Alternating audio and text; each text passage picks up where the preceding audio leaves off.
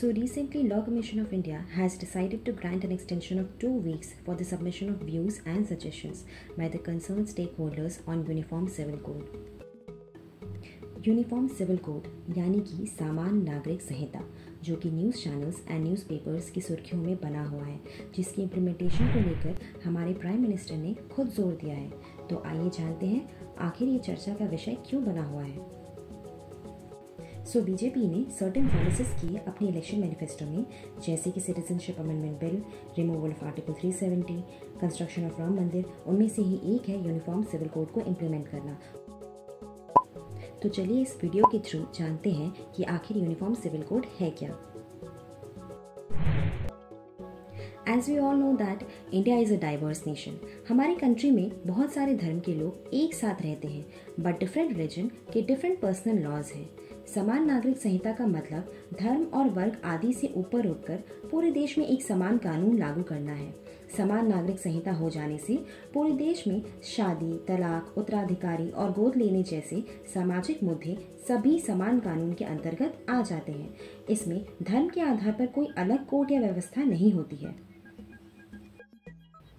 भारत में आपराधिक कानून समान है और सभी पर समान रूप से लागू होते हैं। इससे कोई फर्क नहीं पड़ता कि उनकी धार्मिक मान्यताएं क्या है, जबकि निजी कानून के मामले में हर धर्म की अपनी मान्यताएं हैं। विवाह, विरासत, गोद लेने आदि जैसे मामलों को भारत में विभिन्न धार्मिक समुदायों के व्यक्तिगत कानूनों के अनुसार नियंत्रित किया जाता है। The objective of this is to ensure that all citizens are subject to the same set of laws and principles, so that हमारी कंट्री में एक यूनिफॉर्मिटी बनी रहे। सभी के लिए कानून में एक समानता से देश में एकता बढ़ेगी, और जिस देश में नागरिकों में एकता होती है वह देश तेजी से विकास के पथ पर आगे बढ़ेगा।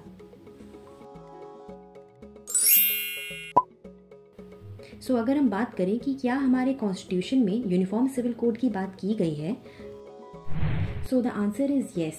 हमारे कॉन्स्टिट्यूशन के part 4 DPSP that is directive principles of state policy के आर्टिकल 44 में यूनिफॉर्म सिविल कोड की बात की गई है। संविधान में समान नागरिक संहिता को लागू करना आर्टिकल 44 के तहत राज्य की जिम्मेदारी बताया गया है।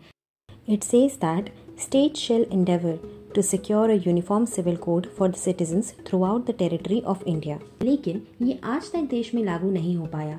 इसे लेकर एक बड़ी बहस चलती आ रही है। Because Article 37 of the Constitution itself makes it clear that DPSP shall not be enforceable by any court.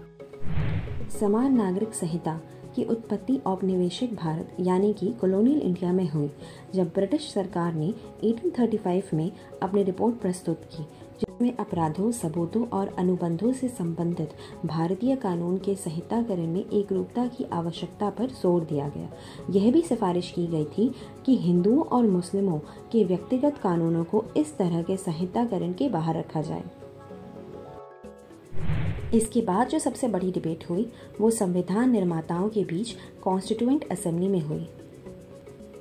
Bhimrao Ambedkar, जिन्हें हम फादर ऑफ इंडियन कॉन्स्टिट्यूशन के नाम से भी जानते हैं, जो यूनिफॉर्म सिविल कोड को लागू करने के पक्ष में थे, बट बहुत सारे मेंबर्स एंड रिलीजियस ग्रुप्स इसके विपक्ष में थे।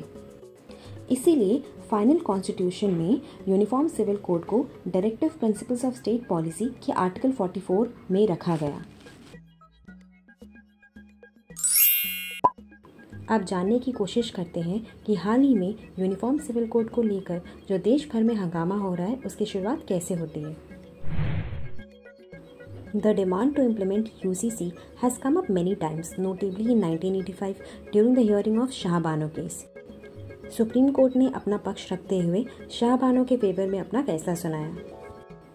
This led to a backlash since जो सुप्रीम कोर्ट की रूलिंग थी वो मुस्लिम पर्सनल लॉज के अगेंस्ट थी। However, उस समय की सरकार ने सुप्रीम कोर्ट के इस फैसले को पलट दिया ताकि देश में शांति बनी रहे।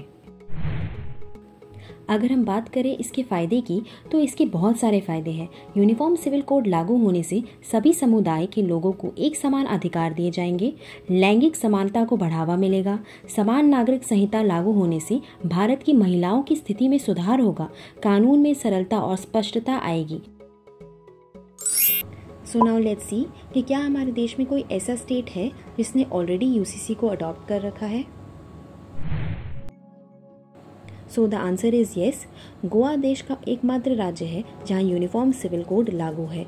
इसे पोर्टुगीज सिविल कोड भी कहते हैं क्योंकि इसे पुर्तगालियों ने लागू किया था।